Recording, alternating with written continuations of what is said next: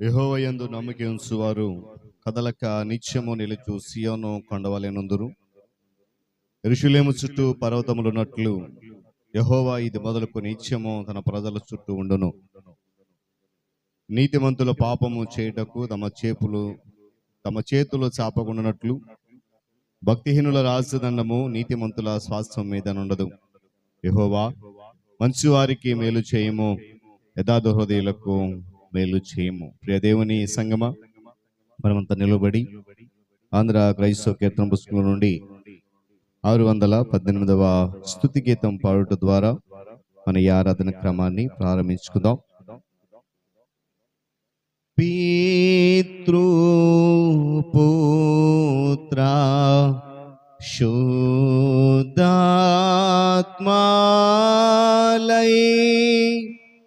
మేళాన్నిచు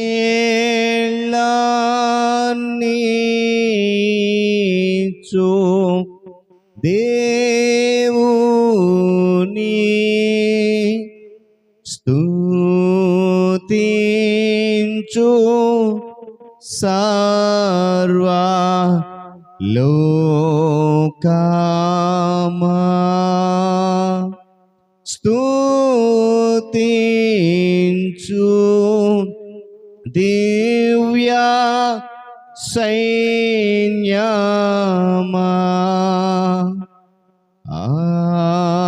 ఆమేన్. మహాగణుడును మహోన్నతుడైన మా ప్రియ పరలోక తండ్రి, విఘనమైన శ్రేష్టమైన పరిశుద్ధ నామం బట్టి వేలాది స్తుతి స్తోత్రాలు చెల్లిస్తా ఉన్నాను.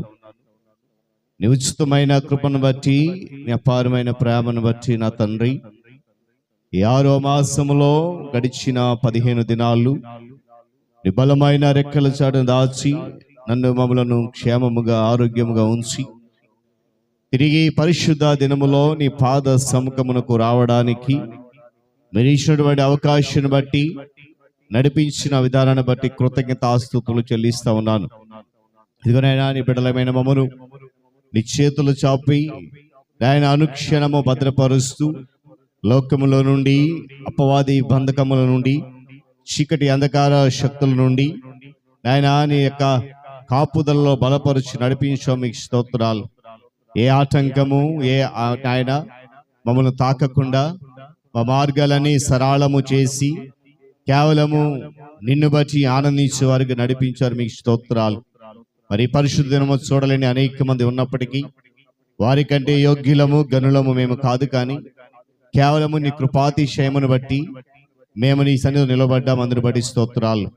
ఇవి ఆరాధన త్రియేక దేవుని నామములో ప్రారంభించి ఇంతవరకు పాటల ద్వారా మీ నామాన్ని గణపరిచాం. స్తుతులకు పాత్రుడు మీరు. మా ఈ స్తుతులు, మా ఈ పాటల ద్వారా మీ నామము గణపరచబడిందని విశ్వసిస్తూ ఉన్నాం. తదుపరి ఆరాధన క్రమంలోనికి మేము వెళ్తుండగా మీ ఆత్మను మాతో ఉంచమని వేడుకుంటూ ఉన్నాను. చేరవచ్చిన సంఘాన్ని మీరు దీవించి ఆశీర్వదించండి. ఇంకా రావలసిన సంఘ బిడ్డలు సకాలములో నీ పాద సముఖమునకు రావడానికి వారిని త్వరపెట్టండి. వారి మార్గ మధ్యంలో ఆటంకమును ప్రతి ఆటంకాన్ని మీరు దూరపరచని ప్రార్థన చేస్తూ ఆసక్తిని కలుగు చేయండి. నాయన వారిలో నిర్లక్ష్యాన్ని తొలగించమసంలో ప్రార్థన చేస్తున్నాను. వాతావరణాన్ని విద్యుత్ మీ స్వాధీనపరచుకోండి. ఆయన అదిగో తదుపరి ఆరాధన క్రమంలో, వాక్య పట్టణములో, విజ్ఞాపనలో, సాక్ష్యాల్లో, స్తుతి ఆరాధనలో, వాక్య సందేశంలో నీ సహాయము, నీ కాపుదల మాతో ఉంచి మీ ఆత్మను ఈ ప్రాంగణం అంతటా సంచరింపజేసి మీరు మాత్రమే మహిమ ఘనత ప్రభావాలు పొందుకోమని యేసుక్రీస్తు వారి శ్రేష్టమైన నామములో ఈ ప్రార్థన సమర్పిస్తున్నాను మా తండ్రి. ఆమేన్. మంచిది పిల్లరాలు ఇద్దరికి నిల్చుండి 103వ సంకీర్తన 1 నుండి 13 చరణాలు చదువుదాం. ఉత్తర ప్రస్తుత రీతిగా 103వ సంకీర్తన 1 నుండి 13 చరణాలు ఉత్తర ప్రస్తుత రీతిగా మనము చదువుకుందాం. నా ప్రాణమా యెహోవాను సన్నుతించుము, నా అంతరంగమునున్న సమస్తమా ఆయన పరిశుద్ధ నామమును సన్నుతించుము.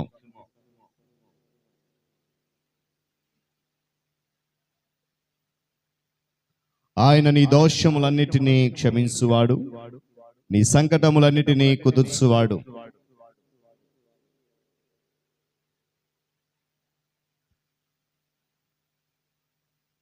పక్షిరాజు యవనము వలె నీ యవనము క్రొత్తదగుచున్నట్లు మేలుతో నీ హృదయమును తృప్తిపరచుచున్నాడు.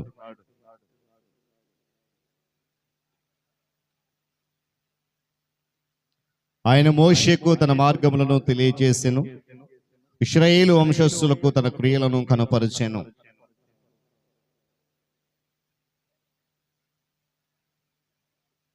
ఆయన ఎల్లప్పుడూ వ్యాజ్యమాడువాడు కాడు, ఆయన నిత్యము కోపించువాడు కాడు.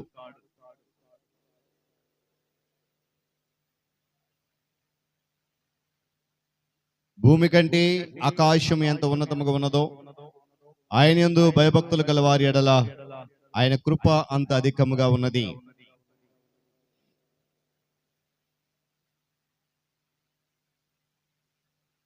పదమూడవ చరణం అందరం కలిసి చదువుతాం. తండ్రి తన కుమారుల ఎడల జాలిపడినట్లు యెహోవా తన యందు భయభక్తులు గల వారి ఎడల జాలిపడును. దేవుడు తన పరిశుద్ధ వాక్యాన్ని మనందరి కొరకు దీవించును గాక. మనందరూ అదే రీతి నిలుచుండి ఆంధ్ర క్రైస్తవ కీర్తన పుస్తకం నుండి 69వ పాట సర్వదేశములారా. ఆంధ్ర క్రైస్తవ కీర్తన పుస్తకం నుండి 69వ పాట పాడుతూ యొక్క ఆరాధన క్రమంలో ముందుకు కొనసాగుదాం. సర్వదేశములారా శ్రీ యేసే దేవుండు, పూర్వీను సాహముతో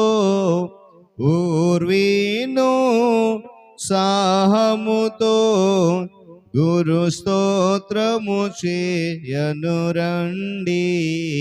సర్వదేశములారా శ్రీ యేసే దేవుండు, ఆ ప్రభువే దేవుండు, అధికా స్తోత్రార్హుండు. భూప్రజలు నందరినీ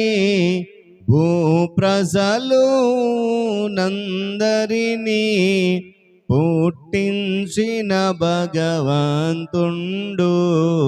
సర్వదేశములారా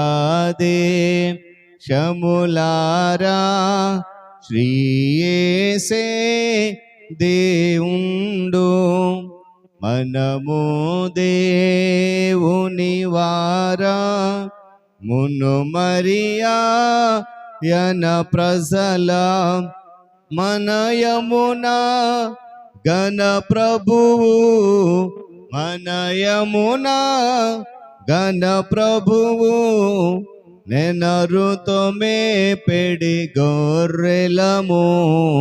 సర్వదేశములారా శ్రీ యేసే దేవుండు, కృతజ్ఞతార్పణలు కొల్లగను చెల్లింప. నాతనియా వరణములో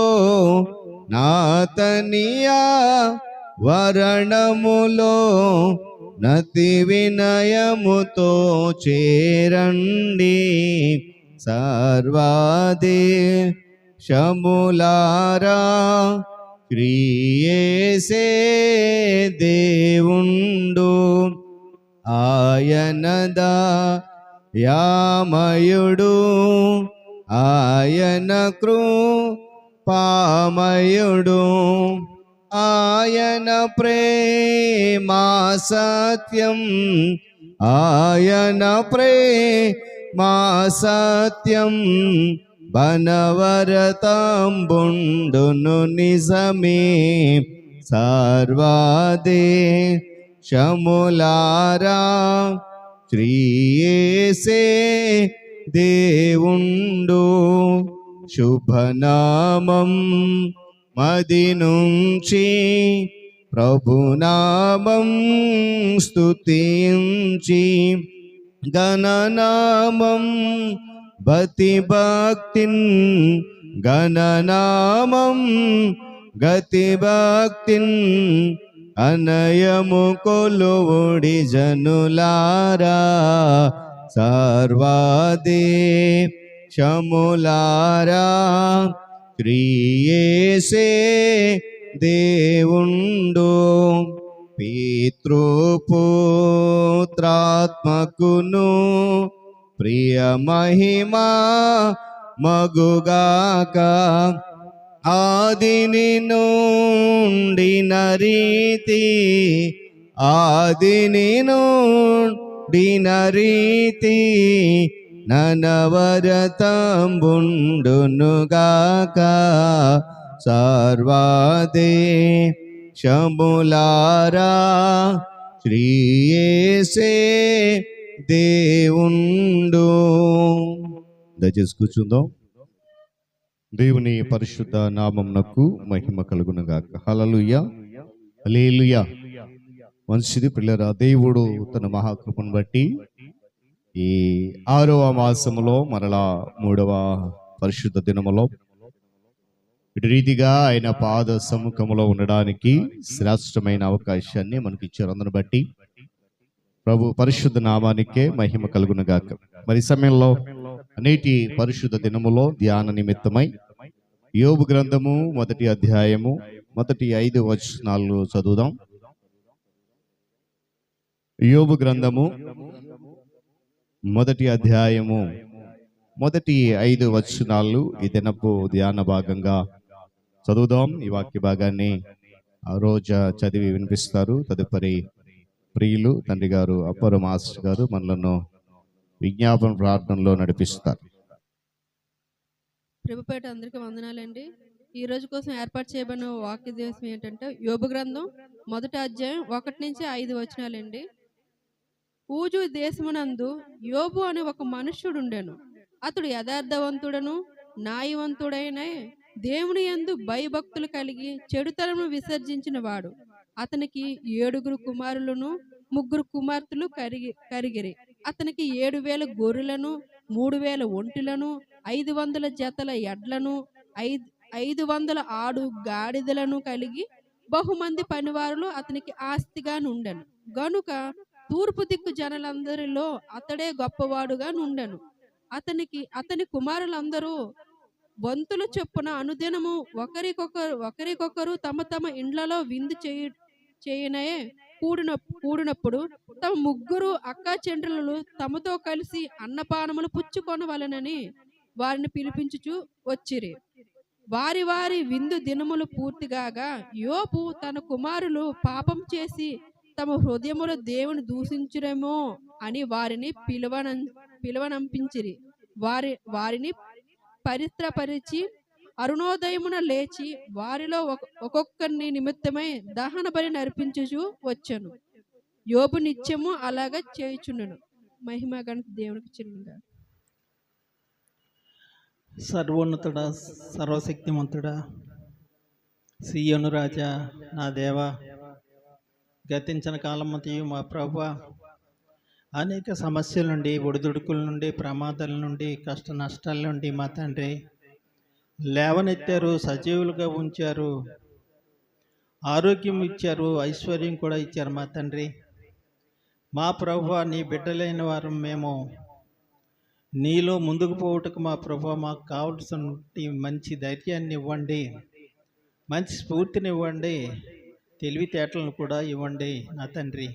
అలాగే మా ప్రభువా, ఈ దినాన్ని అనేక చోట్ల నీ సేవకులు, నీ సేవకురండ్రు నీ గూర్చి చెప్పుటకు, నీ గూర్చి విత్తుటకు ప్రభువా అనేక చోట్లకి వెళ్ళుచుండగా వారిలో ఉండండి.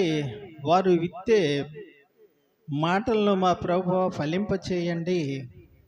నీ మాటలు ప్రజల్లోకి వెదజల్లబడాలి, వారు నమ్మాలి, నిజమైన దేవుడు యేసే అని నీ వైపు రావాలి మా తండ్రి. అలాగే మా ప్రభువా, యోబులా మా తండ్రి మేము నిలకడగా ఉండాలి. ఎన్ని కష్ట నష్టాలు ఎదురైనా సరే మేము దారి తప్పకూడదు, నీ మార్గం వీడకూడదు. అందుకు నువ్విచ్చే ఫలితం, నీవిచ్చే ఫలాలు 2 3 4 ఉంటాయని మేము ఎరిగి మా ప్రభువా నేను తెలుసుకోవాలి, నీ మార్గంలో ప్రయాణించాలి. అలాగే మా తండ్రి, ఇది ఈనాని నీ బిడ్డలైన వారు అనేక మంది ప్రయాణాలు వెళ్తుండగా వారిలో ఉండండి. మార్గ మధ్యంలో వాళ్ళకి ఎలాంటి ఆపదలు కానీ అలజడి కానీ ప్రమాదం లేకుండా మా ప్రభా కాచి కాపండి. మీ మెండైన దీవెనలు వారిపై కుమ్మరించండి. అలాగే నా ప్రభువా, ఈ దినాన్ని విత్తబోయే వాక్యము, చెప్పబోయే వాక్యం మా ప్రభా చెప్పుతున్నటువంటి నీ సేవకుని మరుగునపరచండి. అతని ద్వారా మేము మా ప్రభా అనేక మంచి మాటలు వినే భాగ్యం కూడా అనుగ్రహించండి. అందుకు కావలసినటువంటి మనస్సు మాకు దయచేయండి. మా మనస్సు అటు ఇటు పోక ఏకాగ్రతతో మా తండ్రి వాక్యం వైపే ధ్యానించే భాగ్యం కూడా అనుగ్రహించండి. అలాగే మా తండ్రి ఈ దినాన్ని ముందు ఆఖరి నుండి అంతం వరకు కూడా మా తండ్రి మీ దేవులతో కురమరించి మాకు పంపమని మా ప్రభువైన క్రీస్తునామన్న వేడుకుంటున్నాను మా పరమ తండ్రి. ఆమేన్. వాక్య భాగము చదివి వినిపించిన రోజు దేవుడు దీవించును గాక. ప్రార్థనలో నడిపించినటువంటి తండ్రి గారు అప్పర మాస్టర్ గారికి వందనాలు తెలియజేస్తూ అంతా కూడా లేచి నిలబడి స్తుతి ఆరాధన చేద్దాం. పైరు బిడ్డలు స్తుతి ఆరాధన నడిపిస్తారు. వారితో పాటు మనము కూడా ప్రభువుని స్తుతించి ఆరాధించి వాక్యం కొరకు సిద్ధపడదాం.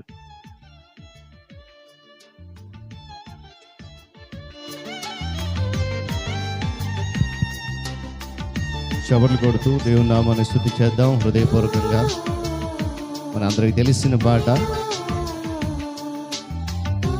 నా కనులు వెంబడి కన్నీరు రాయనీయక, హృదయపూర్వక పాడు స్తుతి చేద్దాం. చవర్లు కొడుతూ ఆరాధన చేద్దాం.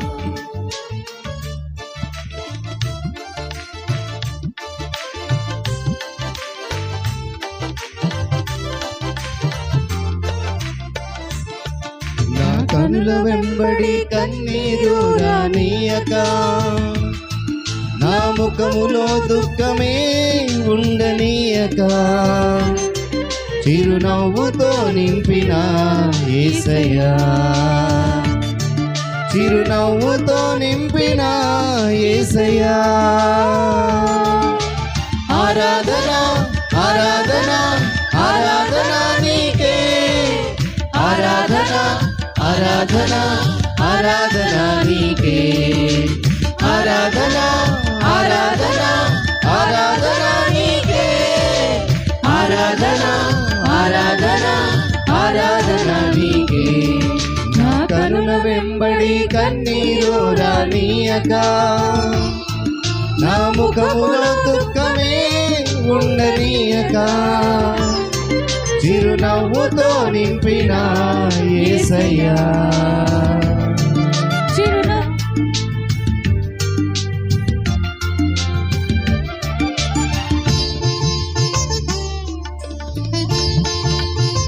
అవమానాలను ఆశీర్వాదంగా మార్చిన దేవుడు, దీవెనకరంగా మార్చిన దేవుడు, మనం వేసే ప్రతి అడుగులో కూడా తోడుంచి నడిపించేటువంటి దేవుడు.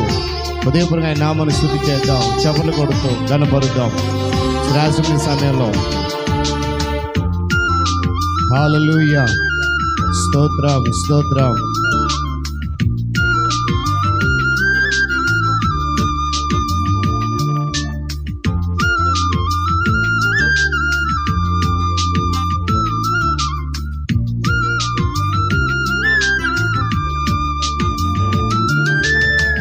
అవమానాలను ఆశీర్వాదముగా, నిందలన్నిటినీ దీవెనలుగా మార్చి, అవమానాలను ఆశీర్వాదముగా, నిందలన్నిటినీ దీవెనలుగా మార్చి, నేను వేసే ప్రతి అడుగులో నీవే నా దీపమై, నేను వేసే ప్రతి అడుగులో నీవే నా దీపమై,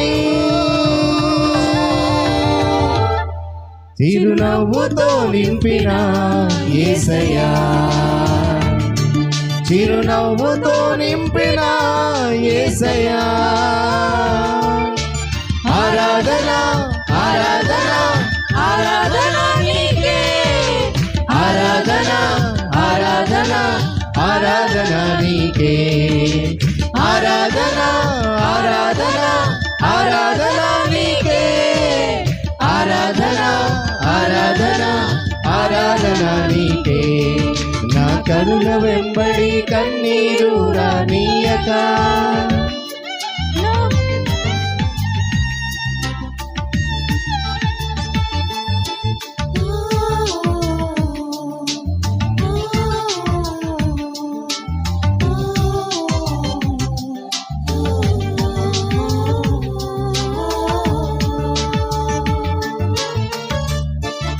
సంతృప్తి లేని మన జీవితాలను సంతృప్తించి ఘనపరిచిన దేవుడు, మన మురికి జీవితాలను ముత్యముగా మార్చిన దేవుడు ఆయన. సంతృప్తి లేని నా జీవితములో సంతృప్తినిచ్చి ఘనపరిచినావు. సంతృప్తి లేని నా జీవితములో సమృద్ధినిచ్చి ఘనపరిచినావు. నా మురికి జీవితాన్ని ముత్యముగా మార్చి, నా మురికి జీవితాన్ని ముత్యముగా మార్చి, చిరునవ్వుతో నింపిన యేసయ్యా, చిరునవ్వుతో నింపిన యేసయ్యా. ఆరాధన ఆరాధన ఆరాధన నీకే, ఆరాధన ఆరాధన ఆరాధన నీకే. ఆరాధన ఆరాధన ఆరాధన నీకే, ఆరాధన ఆరాధన ఆరాధన నీకే. నా కనుల వెంబడి కన్నీరు రానీయక, నా ముఖములో దుఃఖమే ఉండనీయక, చిరునవ్వుతో నింపిన యేసయ్యా, చిరునవ్వుతో నింపిన యేసయ్యా.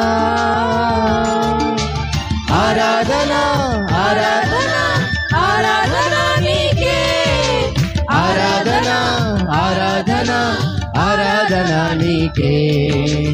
ఆరాధన ఆరాధన ఆరాధన నీకే, ఆరాధన ఆరాధన ఆరాధన నీకే. హృదయపూర్వకంగా దేవుని వైపు చూద్దాం. ఆయన అత్యున్నత సింహాసనం మీద ఆస్తుని ఉన్నాడు.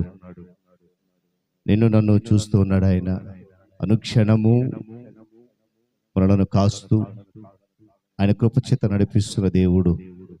హృదయపూర్వకంగా ఒకసారి అత్యున్నత సింహాసనపై ఆశీనుడు అయిన దేవాన్ని హృదయపూర్వకంగా ఆయన నామాన్ని స్తుతి చేద్దాం. అత్యున్నత సింహాసనముపై ఆసీనుడవైన మా దేవా, అత్యంత ప్రేమా స్వరూపివి నీవే, ఆరాధింతును నిన్నే. అత్యంత ప్రేమా స్వరూపివి నీవే, ఆరాధింతును నిన్నే. అందరం చెప్తామా? ఆహా హల్లెలూయా, ఆహా హల్లెలూయా, ఆహా హల్లెలూయా, ఆహా హల్లెలూయా, ఆహా హల్లెలూయా, ఆహా హల్లెలూయా, ఆమేన్. ప్రార్థన చేసుకుందాం. అత్యంత కృప కలిగిన మా ప్రేమ స్వరూపినికి స్తోత్రాలు. తిరిగి పరిశుద్ధ దినములో ఈ స్తుతి ఆరాధన అంతటిలో మీరు మాతో ఉన్నందుకే వందనాలు. నిజమే, మా కనులు వెంబడి కన్నీరు రానివ్వకుండా చిరునవ్వుతో మా ముఖాలను నింపుతున్నందుకు నీకు స్తోత్రాలు. ఎన్నో అవమానాలు, ఎన్నో ఇబ్బందులు, ఎన్నో హేళనలు ఎన్ని ఎదురైనా నా తండ్రి వాటన్నిటిని దూరపరచి నీ కృపలో నడిపిస్తున్న వందనాలు నాయనా. అదిగో మానవులుగా మా జీవితంలో సంతృప్తి లేనప్పుడు నమ్మములను సహించి వహించి ఆయన సమృద్ధినిచ్చి మురికి లాంటి మా జీవితాన్ని అమూల్యమైన ముత్యములుగా మార్చుకుందుగా మీకు స్తోత్రాలు. మా స్తుతి ఆరాధనను మీ సముఖంలో చేర్చుకున్నందుకే కృతజ్ఞతలు చెల్లిస్తూ స్తుతులకు పాత్రుడవు స్తోత్రార్హుడు కనుక మా ఈ స్తుతి ఆరాధన వల్ల మీరు మహిమ పొంది మీ సముఖంలో నుండి మాకు రావాల్సిన దీవెనలు ఆశీర్వాదాలు మాపై కృమరించమని ఆయన స్తుతి ఆరాధనలో పాలు భాగస్తులైన ప్రతి బిడ్డను పేరు పేరు వరుస మీరు దీవించి ఆశీర్వదించండి. తదుపరి నీ మాటలు విననయుంటుండగా ఇదిగో నీ దాసుడు నీ పక్షి నిలబడుతున్నాడు. సిలువ చాటు మరుగుపరచండి, బలపరచండి. నేను కాదు మాట్లాడేది మీరే, నా ద్వారా నీ బిడ్డలతో మాట్లాడమని వినగలిగే చెవులను గ్రహించే మనస్సును మాకు దయచేసి నా నోటి మాటలు అందరి హృదయ ధ్యానములు కేవలము నీ దృష్టికి మాత్రమే అంగీకారం ఎంచుకునమని యేసయ్య నామములో ఈ మనవులు సమర్పిస్తున్నాను మా తండ్రి, ఆమేన్. దయచేసి నిశ్శబ్దం కూర్చుందాం. దేవుని పరిశుద్ధ నామమునకు మహిమ కలుగును గాక. హల్లెలూయా చెప్దామా? హల్లెలూయా, హల్లెలూయా. మంచిది పిల్లరా, దేవుడు తన మహాకృపను బట్టి ఈ 6వ మాసములో 3వ పరిశుద్ధ దినములో దేవుని పరిశుద్ధ సన్నిధానములో ఉండి ఆయన నామాన్ని స్తుతించడానికి ఆరాధించడానికి ప్రభు ఇచ్చినటువంటి శ్రేష్టమైన సమయాన్ని బట్టి దేవాది దేవునికే సమస్త ఘనత మహిమ ప్రభావాలు కలుగును గాక. మరి చేరవచ్చిన మీ అందరికీ మన ప్రియ ప్రభువును రక్షకుడైన యేసయ్య పరిశుద్ధ నామములో శుభాలు తెలియజేస్తా ఉన్నాను. మరి సమయంలో నేడు ఒక ప్రత్యేకమైన దినము ఏంటంటే అది ఫాదర్స్ డే. తండ్రులందరికీ కూడా ఫాదర్స్ డే శుభాకాంక్షలు తెలియజేస్తున్నాను. మరి నేటి దిన ధ్యానంలో యోబు గ్రంథము 1వ అధ్యాయము 1 నుండి 5 వచనాలు చదవబడ్డాయి, విన్నాము. ఒకవేళ సమయంలో మీరు రాలేకపోతే పాత నిబంధన గ్రంథంలో 421వ పేజీలో ఆ మాటలు ఉన్నాయి, దయచేసి గమనించాలని మనవి చేస్తూ వాటిలో నుండి 5వ వచనాన్ని నేను చదువుతూ ఉన్నాను, జాగ్రత్తగా గమనించాలని కూడా మనవి చేస్తూ ఉన్నాను. వారి వారి విందు దినములు పూర్తి కాగా యోబు తన కుమారులు పాపము చేసి తమ హృదయములలో దేవుని దూషించిరేమో అని వారిని పిలువనంపించి వారిని పవిత్రపరిచి అరుణోదయమున లేచి వారిలో ఒక్కొక్కని నిమిత్తమై దహన బలిని అర్పించుచు వచ్చాను. యోబు నిత్యము అలాగూ చేయుచుండెను. మరి రోజు ఈ వాక్యాన్ని బట్టి మంచి తండ్రి అనే అంశాన్ని నేను మీ ముందు ఉంచబోతా ఉన్నాను. మంచి తండ్రి, ఈ లోకంలో ఉన్నటువంటి తండ్రులను గమనిస్తే వారిలో మంచి తండ్రులు ఉన్నారు, చెప్పాలి, మంచి తండ్రులు ఉన్నారు, చెడ్డ తండ్రులు కూడా ఉన్నారు. కానీ మనను ప్రేమించిన తండ్రి మాత్రము ఆయన చాలా మంచివాడు, అందుకంటే గొప్పవాడు కూడా. దేవుని స్తోత్రం కలుగును గాక. అసలు ఈ ఫాదర్స్ డే అనేది ఎలా ప్రారంభమైంది, ఎప్పుడు ప్రారంభమైంది అనేది కొన్ని విషయాలు 2-3 విషయాలు చెప్పి తదుపరి నేను వాక్య సందేశంకు వెళ్తాను. 1910వ సంవత్సరంలో జూన్ 19వ తేదీ మరి సోనార్ స్మార్ట్ అనేటువంటి యువతి ఆమె ఈ ఫాదర్స్ డేని ప్రారంభించింది.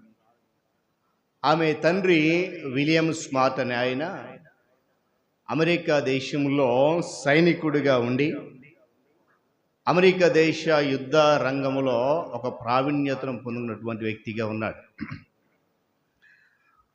ఆయన యుద్ధానికి వెళ్ళినప్పుడు అతని భార్య నిండు గర్భవతిగా ఉండింది. ఆ గర్భవతి ఉండి ఆ మిగిలిన బిడ్డలతో వాషింగ్టన్ అనే ప్రాంతంలో నివసిస్తూ ఉంది. ఆమె నిండు గర్భవతి కనుక ఆమె ఆ సమయంలో పురిటి నొప్పులతో 6వ బిడ్డకు జన్మనిచ్చి తదుపరి వెంటనే ఆమె చనిపోయింది. ఆ సమయంలో విలియం స్మార్ట్ అనే ఆయన యుద్ధంలో ఉన్నాడు, అమెరికా దేశం యుద్ధంలో.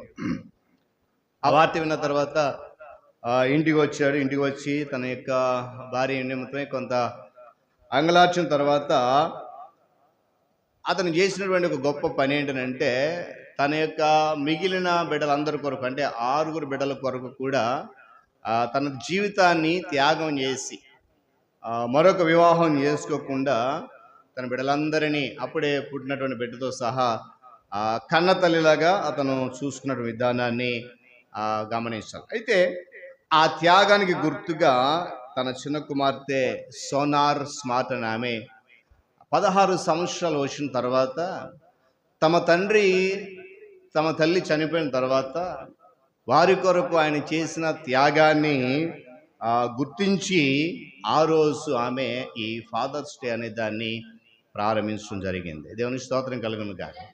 అయితే దీనికి అధికారికంగా ప్రకటన కావాలి.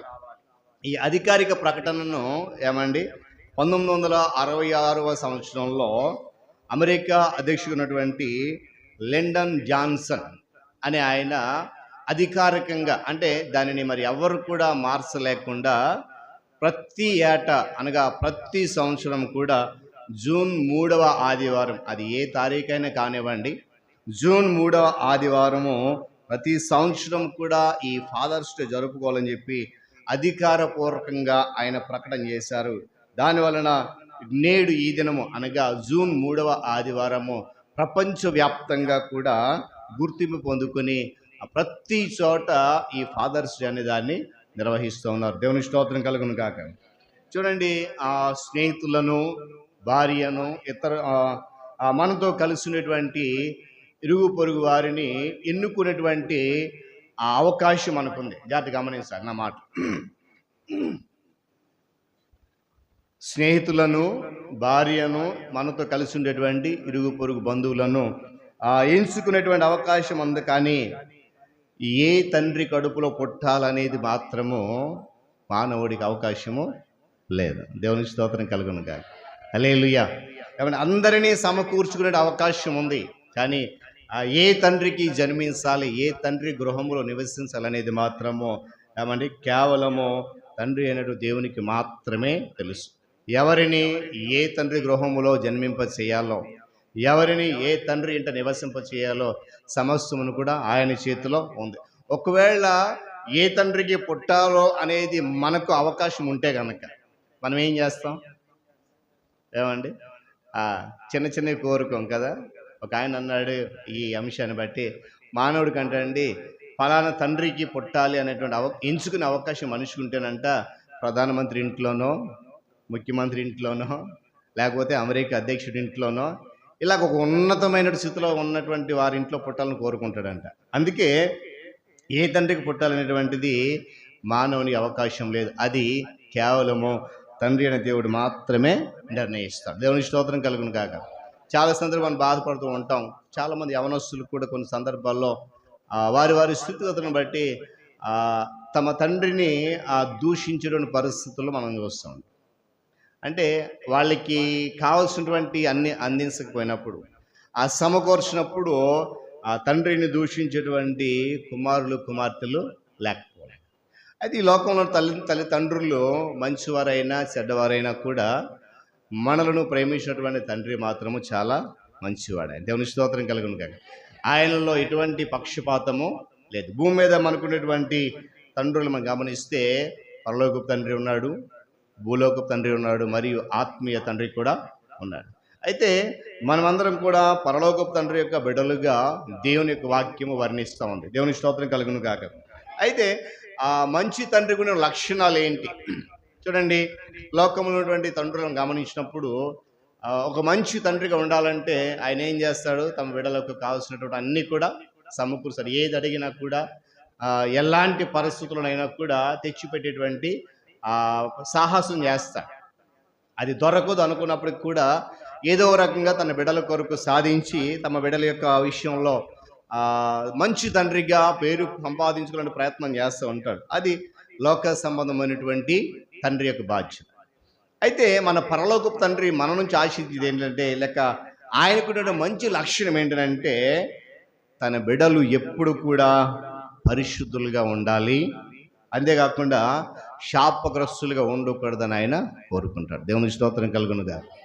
చూడండి, ఇక్కడ మనం చదివిన వాక్య భాగంలో యోబు లోకానుసారమైన తండ్రిగా కాకుండా ఆత్మీయమైనటువంటి తండ్రిగా కూడా తమ బిడ్డల కొరకు చేసిన పని మనం కూడా చూస్తూ ఉంటాం. ఏంటనంట, వారి విందు దినములు పూర్తయిన తర్వాత తమ కుమారులు పాపము చేసి తమ హృదయములలో దేవుని దూషిస్తారేమో అని చెప్పి వారందరిని పిలిచి పవిత్రపరిచి అరుణోదయం లేచి వారిలో ఒక్కొక్కరి కొరకు దహన బలి అర్పిస్తూ వస్తున్నాడంట.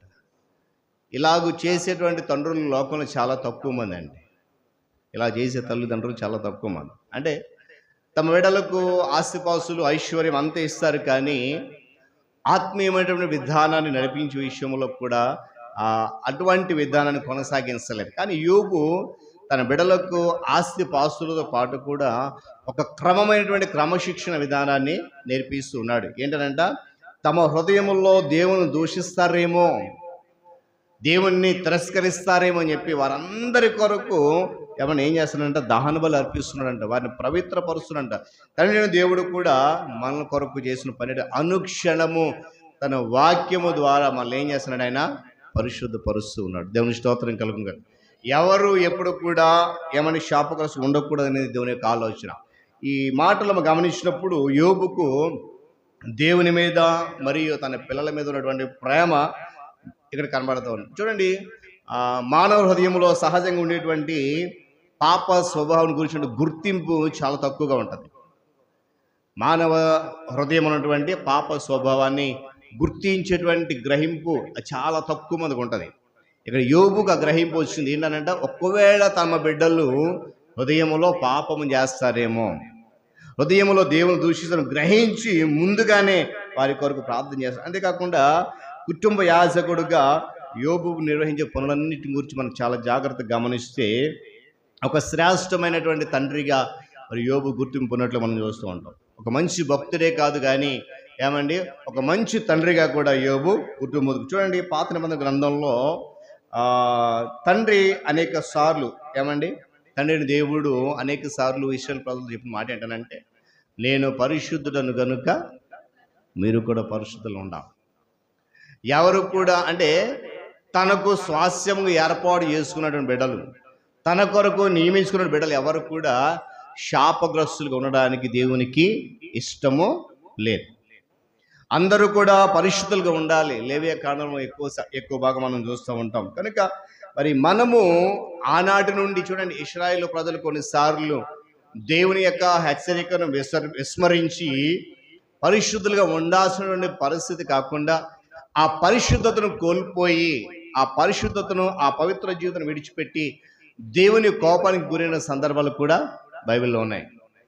నేను అంటాను, ఈరోజు పరిశుద్ధుడైనటువంటి తండ్రి మనలను అనుక్షణము కూడా తన బలమైన రెక్కల చెట్టును కాస్తూ ఎవరు కూడా శాపగ్రస్తులుగా ఉండకూడదనేది దేవుని యొక్క ఆలోచన. కనుక మనము కూడా ఆ ఆలోచనకు తగినట్లుగానే మన యొక్క విశ్వాస జీవితాన్ని నడిపించుకోవాలి. చూడండి, అదేవిధంగా మరి పాత నిబంధన గ్రంథంలో కూడా యేసుక్రీస్తు ప్రభువారు పేతురుపత్రికలు అంటాడు, నేను పరిశుద్ధుడైన ప్రకారం మీరును పరిశుద్ధుడు. ఆనాడు తండ్రి ఇశ్రాయేలు ప్రజలతో చెప్పాడు. నూతన నిబంధనకు వచ్చిన తర్వాత మనల్ని రక్షించిన రక్షకుడు యేసుక్రీస్తు ప్రభువారు కూడా చెప్పిన మాట చూద్దాం ఒకసారి. పేతురుపత్రిక, మొదటి పేతురుపత్రికలో ఆ మాట మనం చూస్తాం. మొదటి పేతురుపత్రిక 1వ అధ్యాయం 14వ వచనం చదవండి. నేను పరిశుద్ధుడనై ఉన్నాను గనుక మీరును పరిశుద్ధులై ఉండుడని వ్రాయబడినది కాగా, మీరు విధేయులకు పిల్లలై మీ పూర్వపు అజ్ఞాన దశలో మీకు ఉన్నటువంటి ఆశలను అనుసరించి ప్రవర్తించకుండా మిమ్మును పిలిచిన వాడు పరిశుద్ధుడై ఉన్న ప్రకారము మీరును సమస్త ప్రవర్తన యందు పరిశుద్ధులై ఉండడు. దేవుని స్తోత్రం కలుగును గాక.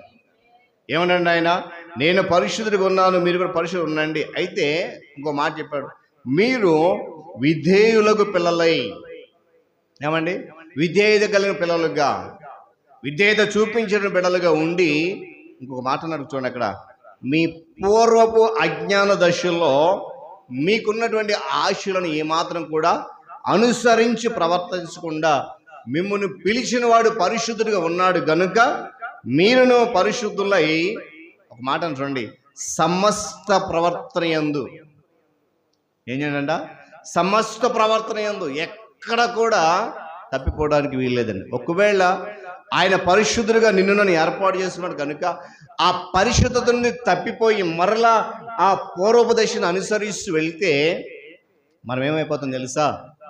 శాపగ్రస్తులం అయిపోతాం. కానీ వాస్తవానికి దేవునికి అది ఇష్టం లేదు. ఏంటంట, మనము శాపగ్రస్తులుగా ఉండడం దేవునికి ఇష్టం లేదు. అందుకనే ఆ శాపగ్రస్తమైనటువంటి జీవితం నుండి మనల్ని విడిపించి పరిశుద్ధపరిచి పరిశుద్ధమైన స్థితిలో ఉంచాడు. పాత నిబంధన గ్రంథంలో ఒక మాట చెప్తుంది, శిలువ మీద వేలాడదీయబడిన వాడు శాపగ్రస్తుడు. ఏమండి, శిలువ మీద వేలాడదీయబడిన వాడు శాపగ్రస్తుడు. ఈరోజు ఆ శాపం అంతటిని కూడా ప్రభువారు అనుభవించారు. మనము శాపగ్రస్తులమే, కానీ ఆ శాప భారము కానీ ఆ శ్రమ కానీ మనము అనుభవించకుండా మన స్థానములో మనకు బదులుగా తండ్రిని దేవుడు తన కుమారుని క్రీస్తును శాపగ్రస్తుడు చేసి సిలువలో బలి చేశాడు. దేవునికి స్తోత్రం కలుగును గాక. చెప్పలు హల్లెలూయా. కనుక ఆయన మనకు మంచి తండ్రి కనుక మనము పరిశుద్ధులుగా ఉండాలని, శాపగ్రస్తుడు ఉండకూడదు కోరుకుంటున్నాడు కనుక ఆ పరిశుద్ధతను అనుసరిస్తూ శాపగ్రస్తమైన జీవితానికి మనం దూరంగా నివసించాలి. దేవునికి స్తోత్రం కలుగును గాక. చూడండి, మంచి తండ్రి కూడా మొదటి లక్ష్యం ఏంటంటే తన బిడ్డలు పరిశుద్ధులుగా ఉండి శాపగ్రస్తులుగా ఉండకూడదు అనేది తండ్రి యొక్క లక్షణం. రెండవది మనం గమనించినప్పుడు చదవబడినటువంటి ఉత్తర ప్రచుత్ర పాఠ్య భాగంలో 103వ సంకీర్తన 13వ చరణం చదవండి ఒకసారి. 103వ సంకీర్తన 13వ చరణం. 13వ చరణం. తండ్రి తన కుమారుని ఎడల జాలిపడినట్లు యెహోవా యందు భయభక్తులు గలవారి ఎడల ఆయన జాలిపడు. దేవుని స్తోత్రం కలుగును గాక. మనిషి తండ్రి యొక్క లక్షణం ఏంటంటే జాలిపడేటువంటి దేవుడు. నీవు బాధపడుతూ ఉంటే, నువ్వు శ్రమలో ఉంటే, నువ్వు కష్టంలో ఉంటే, నువ్వు దుఃఖంలో ఉంటే, కన్నీరు కారుస్తుంటే చూస్తూ ఆనందించే దేవుడు కాదు. దేవుని స్తోత్రం కలుగును గాక. చెప్పాలి గట్టిగా హల్లెలూయా. ఏమంటే ఆయన నిన్ను ఎప్పుడు కూడా విడిచిపెట్టే దేవుడు కాదు. ఒకవేళ నువ్వు ఏ విషయంలో అయినా బాధపడుతున్నావేమో, ఏ విషయంలో అయినా దిగులుతో ఉన్నావేమో, ఏ విషయంలోనైనా నువ్వు అలసటతో ఉన్నావేమో, ఏమంటే నిన్ను చూసి జాలి పడేటువంటి దేవుడు ఆయన. పాత నిబంధన గ్రంథంలో అయితే దేవుడు తండ్రి అనేటువంటి సత్యం కనిపిస్తూ ఉంది. కానీ నూతన నిబంధనలు గమనించినప్పుడు సంపూర్ణమైనటువంటి విధానములో ఏమండి శోభాయానంగా వెల్లడైంది తండ్రి అయిన దేవుడు జాలిపరుడు. అందుకనే 149వ కీర్తన ఆంధ్రకేశ కీర్తనలో దేవుని ప్రేమ ఇదిన పాట మనం వింటాం. అందులో మొదటి చరణం గమనిస్తే సర్వలోకములను ఒకసారి పాట పాడండి ఎవరొస్తుంది. 149వ పాట మొదటి చరణం పాడండి. సర్వలోకము మనలను తన వాక్య సత్యంబుతో చేసెను, సర్వోపకారుడుండే ఎడల జాలిపరుడైయుండెను, మన ఎడల జాలిపరుడైయుండెను. దేవుని ప్రేమ ఇదిగో జనులార భావంబునందెలియరే, కేవలము నమ్ముకొనినా పరలోక జీవంబు మనకబ్బును, పరలోక జీవంబు మనకబ్బును. దేవుని స్తోత్రం కలుగును గాక. హల్లెలూయా. ఏమండి సర్వలోకములు మనలను తన వాక్యముతో నడిపింపజేస్తూ ఏమండి ఆయన మన మీద ఏం కలిగి ఉన్నాడంట? జాలి కలిగి ఉన్నాడు. దేవునికి స్తోత్రం కలుగును గాక. చూడండి, లోకంలో ఉన్నటువంటి ఏ తండ్రి అయినా కూడా తమ బిడ్డలను బాధపడుతూ ఏమండి దుఃఖపడుతూ కన్నీరు కారుస్తూ ఉంటే చూసి ఆనందిస్తారండి. ఒకవేళ తండ్రి అంటే కఠినుడు అయినా కూడా తన బిడ్డలు బాధపడుతూ ఉంటే చూసి ఆనందించేవాడు తండ్రి కాదు. ఇది గమనించాలి. తండ్రులందరిలో ఉండాల్సినటువంటి స్వభావం, తండ్రులందరికీ ఉండాల్సిన స్వభావము దేవునిలో ఉంది. అంటే ప్రతి బిడ్డ పట్ల ఏమండి నీవు నేను అని ఎటువంటి తారతమ్యం లేదండి. దేవునికి ఎవరి ఎడలకు కూడా పక్షపాతము లేదండి. అందరి ఎడలకు కూడా జాలి చూపించేటువంటి దేవుడు. దేవుని స్తోత్రం కలుగును గాక. ఏమండి ఆయన దయామయుడు, సానుభూతి పరుడు. ఏమండి అందుకనే మత్తయి సువార్తలో అంటాడు కదా, నేను సాత్వికుడను దేన మనస్సు గలవాడుని అంటాడు. ఏమండి కనుక ఆ దయామయుడు అనేటువంటి దేవుడు జాలి కలిగినటువంటి దేవుడు మనకున్నాడనే విషయాన్ని గమనించాలి. ఎందుకంటే ఆయన తన పిల్లల యొక్క సంక్షేమాన్ని అన్నిటికంటే ముఖ్యంగా వాంచేస్తారు. చూడండి, లోకంలో ఉన్న వారు అన్నిటికంటే కూడా తమ బిడ్డలు ఆధ్యాత్మికంగా స్థిరపడాలి, ఆత్మీయంగా బడపడాలి, విశ్వాసములు ఎదగాలి. ప్రాముఖ్యంగా ఎటువంటి బాధలు అనుభవించకుండా, ఎటువంటి శ్రమలు అనుభవించకుండా వారిని ఒక మంచి మార్గములో ఉంచాలనేటువంటిది తండ్రి అయిన దేవుని యొక్క వాంఛ. దేవుని స్తోత్రం కలుగును గాక. చూడండి, మీకా గ్రంథము 7వ అధ్యాయము 19వ వచనం చూడండి ఒకసారి. మీకా గ్రంథము 7వ అధ్యాయము 19వ వచనంలో ఒక చక్కటి మాట. ఆయన మరలా మన యందు జాలిపడును, మన దోషములను అణచివేయును, వారి పాపములన్నిటినీ సముద్రపు అగాధములలో నీవు పడవేస్తావు. దేవుని స్తోత్రం కలుగును గాక. అంటే చూడండి, ఇక్కడ ఈ మాటను మనం గమనిస్తే ఒక మేకా ప్రవక్తతో చెప్తున్న మాట ఏంటంటే, ఆయన మరలా మన యందు జాలిపడును. అంటే ఒకవేళ మనము దేవుని ప్రేమ నుండి ప్రక్కకు తొలగిపోయినా, దేవుని వాక్యము నుండి మనము ప్రక్కకు తొలగిపోయినా, వాక్యానికి విధేయులు కాకుండా అవిధేయులుగా జీవిస్తున్నా, ఆధ్యాత్మిక జీవితానికి దూరంగా ఉన్నప్పటికి కూడా ఒకసారి జాలిపడిన దేవుడు అక్కడ అన్నాడు కదా, ఆయన మరలా జాలిపడును, మన దోషములను అణచివేస్తాడు. అంత జాలిగల దేవుడు. అంటే చాలా సందర్భాల్లో విశ్వాసుల యొక్క అంతరంగం ఏంటంటే, ఎన్నిసార్లు పాపం చేసినా, ఎన్నిసార్లు తప్పు చేసినా, ఎన్నిసార్లు దేవుని మాట వినకపోయినా ఆయన జాలి గలవాడు కనుక జాలి చూపిస్తాడు, దయగలవాడు కనుక దయ చూపిస్తాడు, మరలా మరలా క్షమిస్తాడు అనేటువంటిది ప్రజల యొక్క ఊహ. కానీ దేవుడు అంటున్నాడు, ఆయన దయామయుడే, కృపామయుడే, జాలిగల దేవుడే. కానీ ఒకసారి అవకాశం ఇచ్చిన తర్వాత నువ్వు మరలా మరలా పాపం చేస్తూ ఉంటే చూస్తూ ఊరుకునే దేవుడు మాత్రం కాదు. నిన్ను ఒకసారి పాపం విడిపించాడు, ఒకసారి నీ దోషం అంతటిని కూడా అణచివేసి నీ పాపం అంతటిని కూడా మరలా జ్ఞాపకం చేసుకోనకుండా ఆ పాపభారం అంతటిని కూడా తన కుమారుడు క్రీస్తు మీద వేసి సిలువలో త్యాగం చేసి ఆయన మరణానికి కారకుడయ్యాడు తండ్రి అయిన దేవుడు. సో ఆ మరణము ద్వారా మనం విడిపించబడ్డాం. ఆయన జాలి చూపించడం ద్వారా ఈరోజు మనము ఒక ఉన్నత స్థితిలో ఉన్నాము. అయితే ఆ యొక్క ఆయన చేసినటువంటి ఆ గొప్ప కార్యాన్ని, మన ఎడల చేసినటువంటి ఆ ఉపకారాన్ని మరచి మనం మరలా వెనుకొక స్థితికి వెళ్ళిపోతూ ఉంటే, మరలా మనము లోకానుసరైనటువంటి ఆశలు కలిగి చూస్తూ ఉంటే ఒకసారి క్షమిస్తాడేమో, రెండోసారి క్షమిస్తాడేమో, కానీ తదుపరి మాత్రము ఏమంటే ఆయన నిన్ను శిక్షిస్తున్న విషయాన్ని కూడా నేను జ్ఞాపకం చేస్తా ఉన్నాను. దేవుని స్తోత్రం కలుగును గాక. చూడండి, విలాప వాక్యాల గ్రంథంలో మరొక మాట మనం చూద్దాం. విలాప వాక్యాల గ్రంథం 3వ అధ్యాయం 32వ వచనంలో కూడా ఇలాంటి మాటని మనం చూస్తూ ఉంటాం. విలాప వాక్యాల గ్రంథము 3వ అధ్యాయం 32వ వచనంలో ఇర్మియా గ్రంథం తర్వాత ఉంటుంది, గమనించాలి.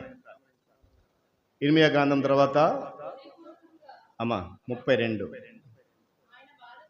ఆయన బాధ పెట్టినను తన కృపా సమృద్ధిని బట్టి జాలిపడు. దేవుని స్తోత్రం కలుగును కాక.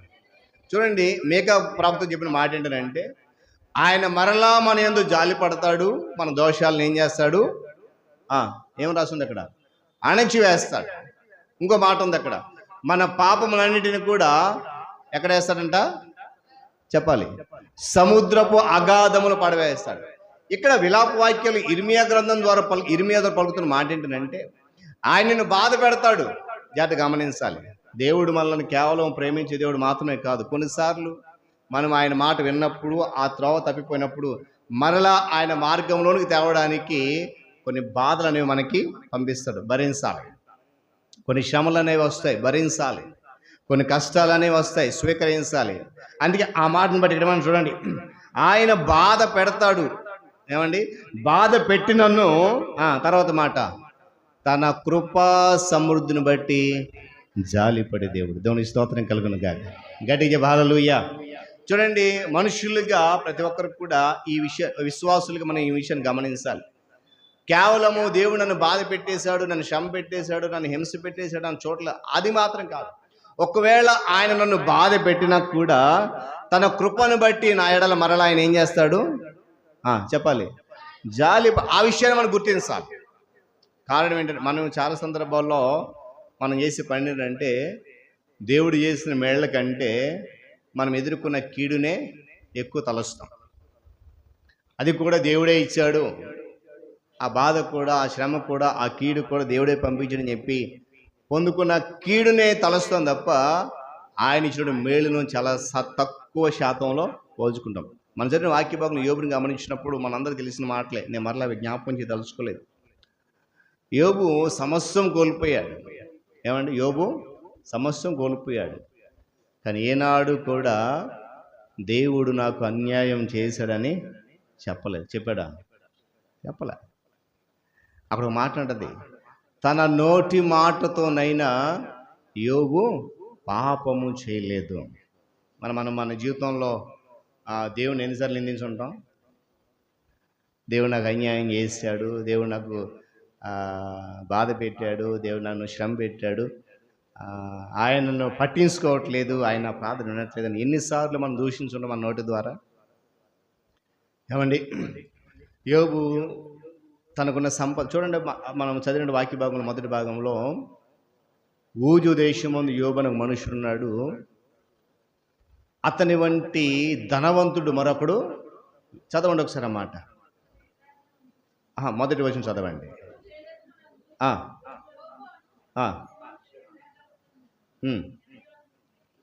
మూడవ వచనం చివరి భాగం చదవండి అమ్మా దయచేసి. చివరి భాగం మూడవ వచనం చదవండి. 7,000 గొర్రెలను, 3,000 ఒంటెలను, 500 జత ఎడ్లను, 500 ఆడగాడిదలను, బహుమంది పనివారును.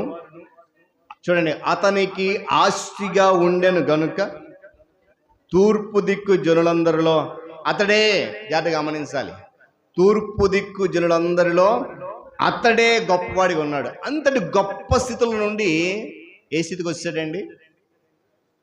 ఏ స్థితికి వచ్చాడు? బూడిదలో కూర్చునే స్థితిలోకి వచ్చాడు. ఏమండి, ఆ చుట్టుపక్కలటువంటి ప్రజలందరిలో కూడా జనులందరూ గొప్పవాడిగా ఎంచబడినటువంటి యోబు ఏమైపోయాడంట? బూడిదలో కూర్చుని తన శరీరాన్ని అప్పటికి మాట చిల్ల పెంకుతో ఆ శరీరాన్ని గోక్కునే పరిస్థితులకు వచ్చాడు. అలాంటి పరిస్థితుల్లో కూడా యోబు దేవుడు నాకు అన్యాయం చేశాడని అనలే. ఈరోజు చాలా సందర్భాల్లో మన కుటుంబంలో చిన్న కష్టం వస్తే, మన కుటుంబంలో ఒక పని జరగకపోతే, మన కుటుంబంలో ఒక గొప్ప కార్యం మనం ఆశించినది జరగకపోతే దేవుడు మాకు అన్యాయం చేసేసాడండి మనుషుల యొక్క ఆలోచన. అందుకే ఈ మాట యోబు సమస్తం కోల్పోయినా కూడా ఈ మాట పలుకుంటాడు, బహుశా ఆయన నన్ను బాధ పెట్టి నన్ను తన కృపా సమృద్ధిని బట్టి నా ఎడల జాలిపడ్డాడు. అందుకే చివరి అధ్యాయం 42 అధ్యాయం వచ్చేసరికి ఒక మాట ఉంది, అతనికి ఏదైతే కోల్పోయాడో, ఏమైతే నష్టపోయాడో దానిని మించినటువంటి సంపద దేవుడు యోబుకి ఇచ్చాడు. దేవుని స్తోత్రం కలుగును గాక. చెప్పాలి గట్టి హల్లెలూయా. చూద్దాం ఒకసారి. చూడండి, యోబు గ్రంథం 42వ అధ్యాయం 12వ వాక్యం చదవండి. యెహోవా యోబును, జాగ్రత్తగా గమనించాలి ఈ మాట, మొదట ఆశీర్వదించిన దానికంటే మరి అత్యధికంగా ఆశీర్వదించాడు. మొదట ఎన్ని ఉన్నాయండి? మొదట ఎన్ని ఉన్నాయి? 7,000 ఉన్నాయి. ఇప్పుడు ఎన్ని వచ్చాయి? 14 వచ్చాయి. తర్వాత 6,000 ఒంట్లు వచ్చాయి. ముందెన్ని ఉన్నాయి? 3,000. అంటే చూడండి, ఒక్కదానికొకటి రెట్టింపు. అంటే చూడండి, దేవుడు అపవాదికి అవకాశం ఇచ్చాడు. ఏమని? యోబుని బాధ పెట్టమని. బాధ పెట్టినా కూడా తన కృపను బట్టి యోబుని జ్ఞాపకం చేసుకుని జాలిపడి మరలా రెట్టింపు స్థితిని ఇచ్చాడు. ఈరోజు మనం కూడా ఆ విషయాన్ని గుర్తుపెట్టుకోవాలి. ఒకవేళ దేవుడు నన్ను బాధ పెట్టినా, నన్ను శ్రమ పెట్టినా, నాకు దుఃఖం వచ్చినా కూడా తిరిగి నా ఎడల జాలి పడగలిగి తండ్రి నాకున్నటువంటి ధైర్యం మనం కలిగి ఉండాలి. మరొక వాక్యం చదువుతాం. 49వ అధ్యాయం యెషయా గ్రంథం 49వ అధ్యాయం 13వ వాక్యం చదువుతాం.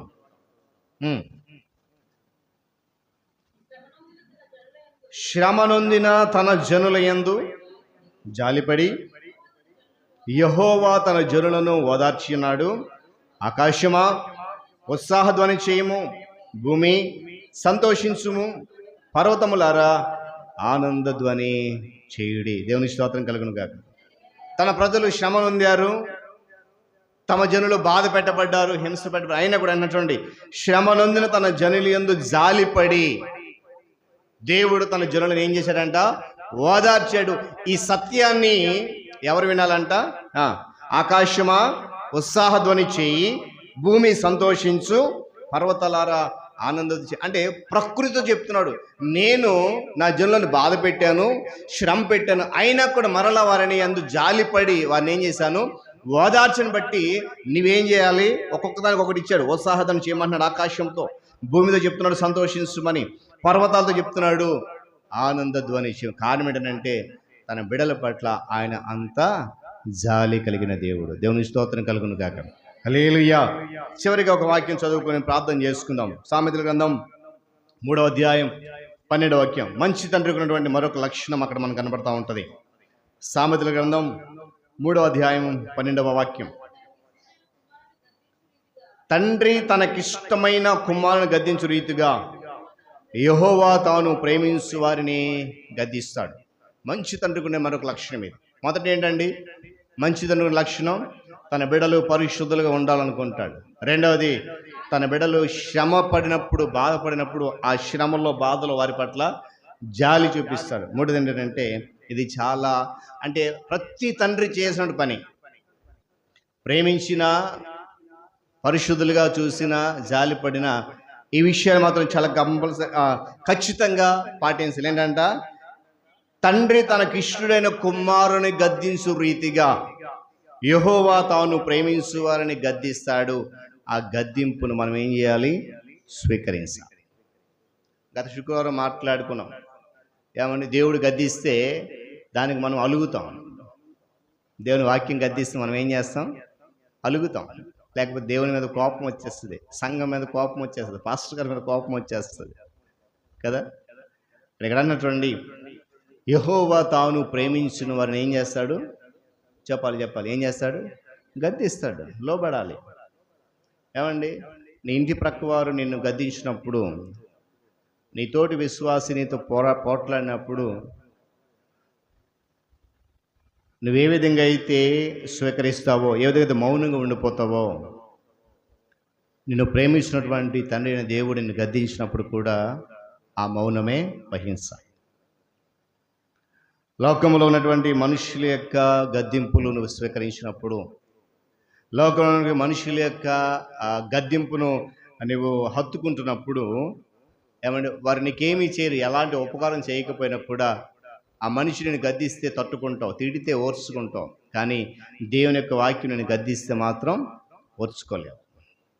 విషయం గమనించాలి. మంచి తండ్రి కూడా లక్ష్యం ఏంటంటే తన పిల్లలను శిక్షిస్తాడు, మరియు ఆయన దండిస్తాడు కూడా. ఇక్కడ అదే అన్నాడు, తనకిష్టుడైన కుమారుని ఎవరైతే గద్దిస్తాడో, ఆయన ప్రేమించిన ప్రతి ఒక్కరిని కూడా ఆయన ఏం చేస్తాడంట? గద్దిస్తాడు. ఆ గద్దింపుకు లోబడాలి. అది మంచి తండ్రి అయినటువంటి పరలోకపు తండ్రికి ఉన్నటువంటి మంచి లక్షణం. దేవుడు మనలను శిక్షించడం అనేది, లేక క్రమశిక్షణ పెంచడం అనేది, దాని వెనక ఒక మంచి ఉద్దేశం ఉంటుంది. జాగ్రత్తగా గమనించాలి.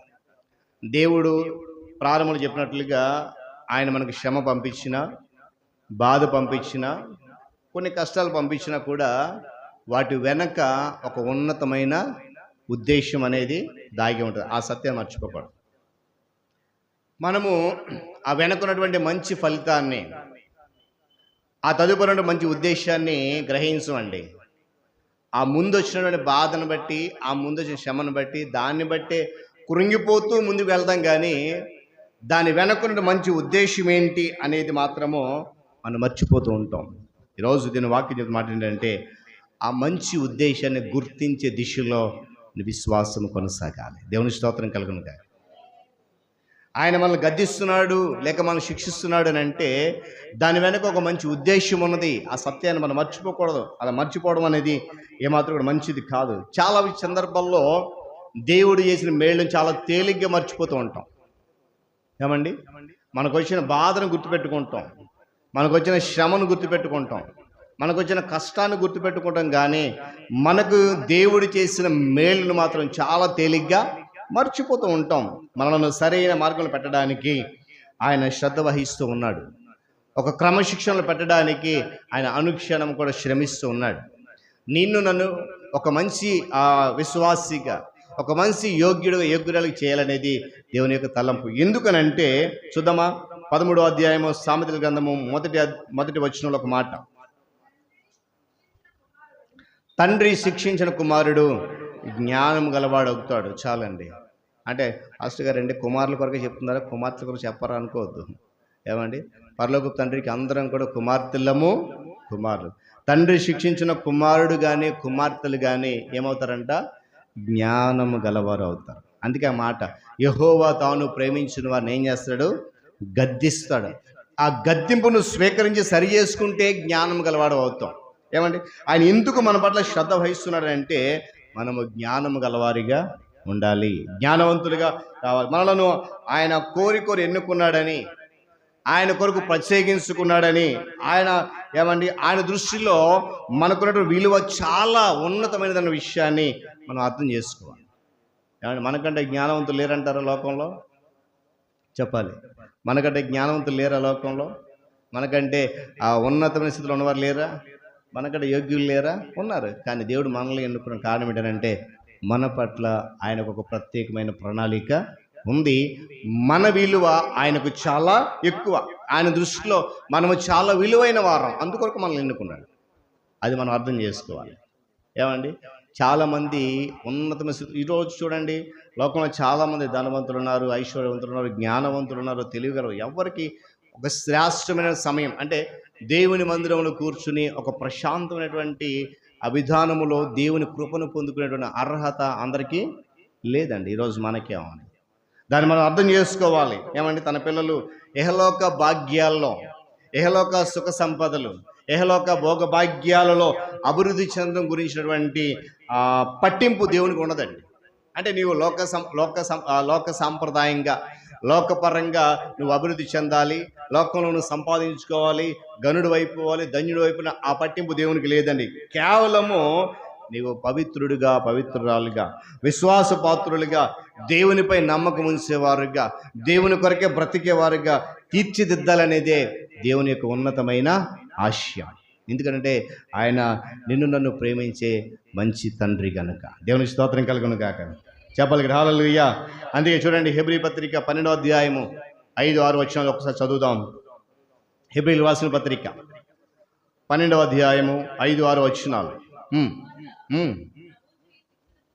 నా కుమారుడా ప్రభువు చదవండి.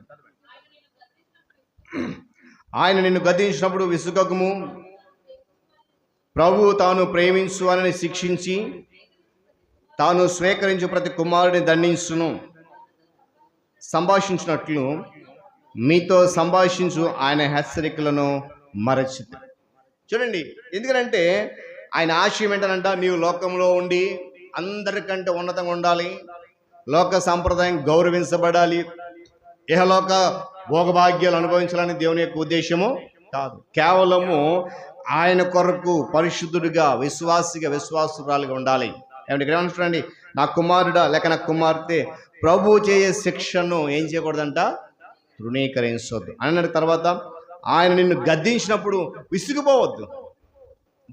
ఏంటండి పద్దాక ఇదే వాక్యం చెప్తారు పాస్టర్ గారు, ఎప్పుడు ఇదే వాక్యమా, చెప్పిందే చెప్పి ఏమండి, ఒకసారి నీకు వాక్యం ద్వారా గద్దింపు వస్తుందనంటే నువ్వు విసిగిపోతున్నావు అని అంటే సరి చేసుకున్నటువంటి హృదయం నీలో లేదని అర్థం. గడిచిన దినాల్లో ఇక్కడికి రాకముందు ఒక సంఘాలు పనిచేసినప్పుడు మారాలి అనేటువంటి ఆ సందేశాన్ని కొన్ని వారాలు నేను చెప్పాను. అది వారికి విసుగు అనిపించింది. అంటే మనం ఏమనుకుంటామంటే క్రైస్తవులం అయిపోయాం, విశ్వాసం అయిపోయాం, చర్చికి వెళ్తున్నాం కనుక మారిపోయాం అనుకుంటున్నాం. అంతేనా? మనలో నిజమైన మార్పు ఉందా అంటే అది ఒక ప్రశ్నే, ఎవరి దగ్గర సమాధానం ఉండదు. ఏమండి, మనలో మార్పు ఉందా అంటే అదొక ప్రశ్నే. దేవుని యొక్క వాక్యము మీరు మారండి అని గద్దిస్తే వాళ్ళు ఏమని చేశారు, విసుక్కున్నారు. పాస్టర్ గారు ఎప్పుడు మారండి ఇదే వాక్యం చెప్తున్నాడండి అని నా దగ్గర అనలేదు, నా తోటి సేవకులు తెప్పితే వాళ్ళు నాకు చెప్పారు. అంటే వాక్యం చెప్తుంది చూడండి, ఆయన నిన్ను గద్దించినప్పుడు ఏం చేయకూడదంట, విసిగిపోవద్దు. ఏమండి, విసుక్కుపోకూడదు. పాస్టర్ గారు ఏదైనా పని చెప్తే విసిగిపోతారు విశ్వాసులు. సంఘ పెద్దలు పని చెప్తే విసిగిపోతూ ఉంటారు. సంఘం కొరకు పని చేయాలంటే, సంఘం కొరకు ప్రయాసపడాలంటే విసిగిపోతారు. అబ్బా ఎప్పుడు నాకే చెప్తారా పని, మిగతా వాళ్ళు లేరా? ఏమండి, సంఘంలో నువ్వు కూడా ఒక సభ్యుడివే, సభ్యురాలివే. సంఘం కొరకు పని చేయాలి, సంఘ అభివృద్ధిలో పాటు పడాలి.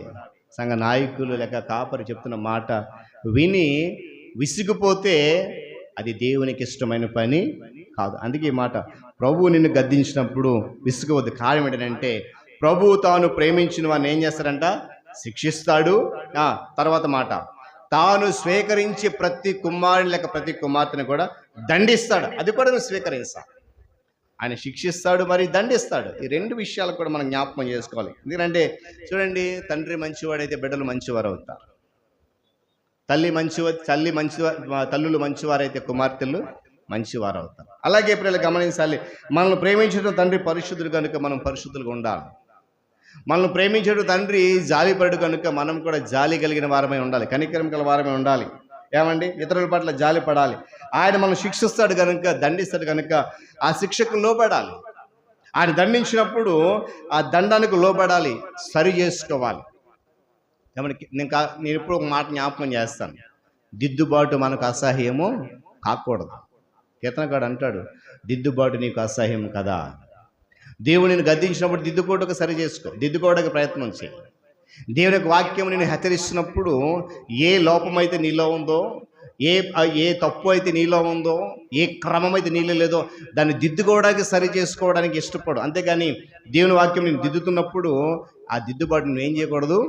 అసహించుకోకూడదు. ఎందుకంటే అసహించుకుంటే సామెతలు చెప్పినట్లుగా ఆ శిక్షకు లోబడకపోతే మనం జ్ఞానం గలవారిగా ఉండలేము. అన్నాడు కదా, తండ్రి శిక్షించిన కుమారుడు ఏమవుతాడు? జ్ఞానం గలవాడు అవుతాడు. తండ్రి శిక్షించిన కుమార్తె లేక తల్లి శిక్షించిన కుమార్తె జ్ఞానం గలదిగా మారుతుంది. ఒకవేళ ఆ శిక్షను తృణీకరిస్తే ఏమంటే మనం ఏమైపోతామంటే దేవునికి దూరంగా ఉండిపోతాం. చూడండి, బైబిల్లో బిడ్డలను గద్దించిన తండ్రులు ఉన్నారు. ఏమంటే నేను ఆ సందేశం వెళ్ళగానే ఒకసారి ఆ మాట నేను మీకు జ్ఞాపకం చేసి ప్రార్థన చేస్తాను. పిల్లలను గద్దించినటువంటి తండ్రులు, సరి చేసినటువంటి తండ్రులు. మొదటి సమూయేలు గ్రంథంలో 3వ అధ్యాయం 13వ వచనం చూడండి ఒకసారి. మొదటి సమూయేలు గ్రంథం 3వ అధ్యాయం 13వ వచనం.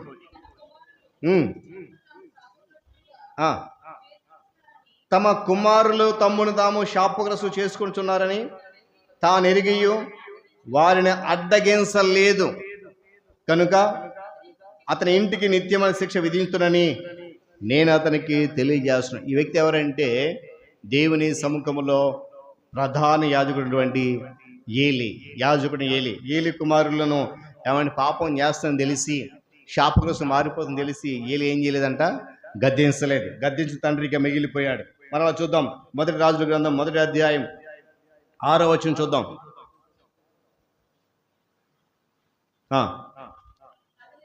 అతని తండ్రి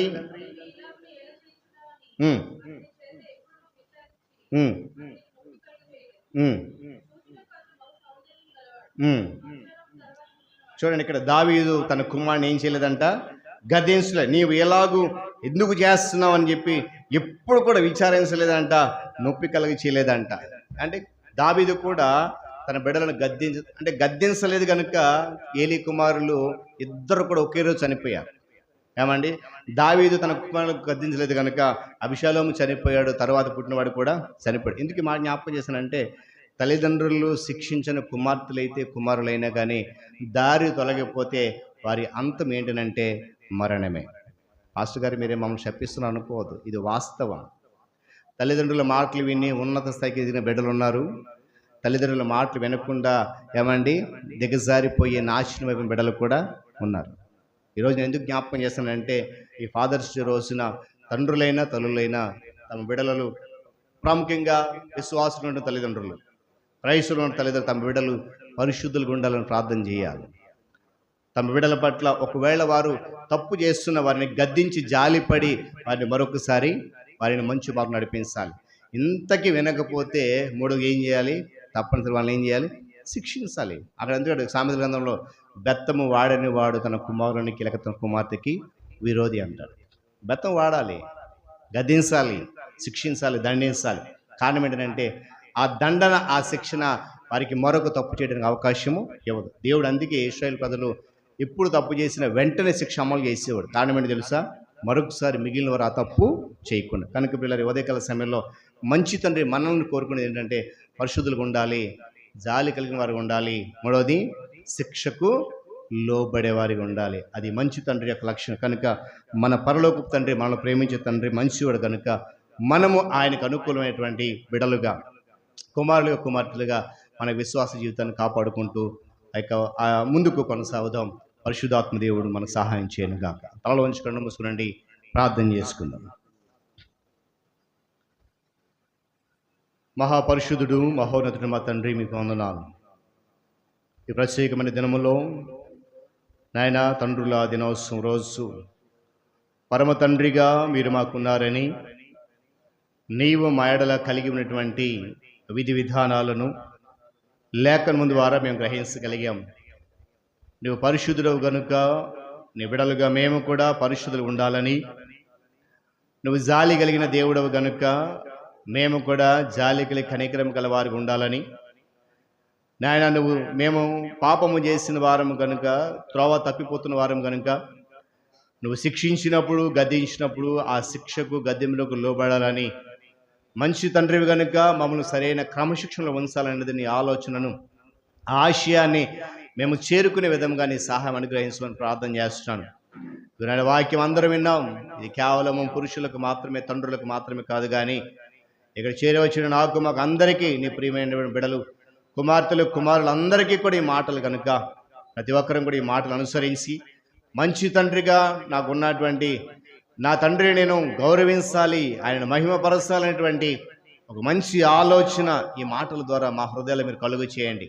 ఒకవేళ మేము ఇంతవరకు అట్టి దిశలో ఆలోచన చేయలేదేమో, ఇదేనా నీ వాక్యం ద్వారా గద్దించిన ఆ గద్దింపునకు లోబడి మమ్మల్ని మేము సరి చేసుకొని, మా మార్గాలను సరి చేసుకొని వంకర త్రోవల నుండి మంచి త్రోవలోకి రావడానికి నాయన నీ సహాయముని కాపుదలు అనుగ్రహించుమని, పెద్దబడి మాటలు విన్న మా అందరి హృదయాల్లో నూరంతలకు ఫలింపచేయమని, సమస్త ఘనత మీకు చెల్లిస్తూ తదుపరి ఆరాధనలు మీరు మాతో ఉండమని యేసు నామములో ఈ ప్రార్థన అడిగి సమర్పిస్తున్నాను మా తండ్రి, ఆమేన్. ఇంట్లో ప్రార్థనాపూర్వకంగా పాల్గొందాం. సకల ఆశీర్వాదములకు కారణభూతుడును ప్రేమ నమ్మకం కలిగినటువంటి మా ప్రియ పరలోకపు తండ్రి, స్తోత్రాలు. ఆయన ఇంతవరకు జరిగినటువంటి ఆరాధన క్రమం అంతటిలో మీరు మీ ఆత్మను తోడుంచి నడిపించారు. ప్రారంభం నుండి చివరి వరకు ప్రతి విధమైనటువంటి కార్యక్రమాల్లో కూడా ఏ ఆటంకము లేకుండా క్రమముగా, మర్యాదగా నీ నామ మహిమార్థమే జరిగించినందుకు ఈ స్తోత్రాలు. మరొకసారి వెత్తబడిన వాక్యాన్ని మేమందరం కూడా నెమరు వేసుకొని వాక్యానుసారంగా వాక్య వెలుగులో నడుచుకుంటూ మా విశ్వాసాన్ని పెంపొందింపజేసుకునే దిశగా అడుగులు వేయడానికి కృప చూపించండి. ఇదిగో నాయన, మరి సమయంలో ప్రత్యేకంగా మా ప్రియులు, కీర్తిశేషులు కాళ్ళ శామ్యుల్ గారిని వారు జ్ఞాపకం చేసుకున్నారు. అందుని బట్టి నీకు స్తోత్రాలు. వారు నాయన సజీవులుగా ఉన్నప్పుడు సంఘ పరిచర్య కొరకు వారు చేసిన, వారు పడిన శ్రమ, కష్టాన్ని బట్టి మీకు వందనాలు. ఈరోజు ఇటు రీతిగా నాయన సంఘంలో స్థిరముగా ఆయన ఉండడానికి మీరు ఇచ్చిన అవకాశం బట్టి స్తుతులు. వారి కుటుంబాలను మీరు దీవించమని వేడుకుంటున్నాను. మరొకసారి నా తండ్రి దినాన తండ్రులైన వారందరినీ, తల్లులైన వారందరినీ మీరు దీవించి ఆస్వాదించి వాక్యం ద్వారా మీరు మాతో మాట్లాడారు, మీకు వందనాలు. ఇదిగో సంఘాన్ని మీరు అభివృద్ధి చేయండి.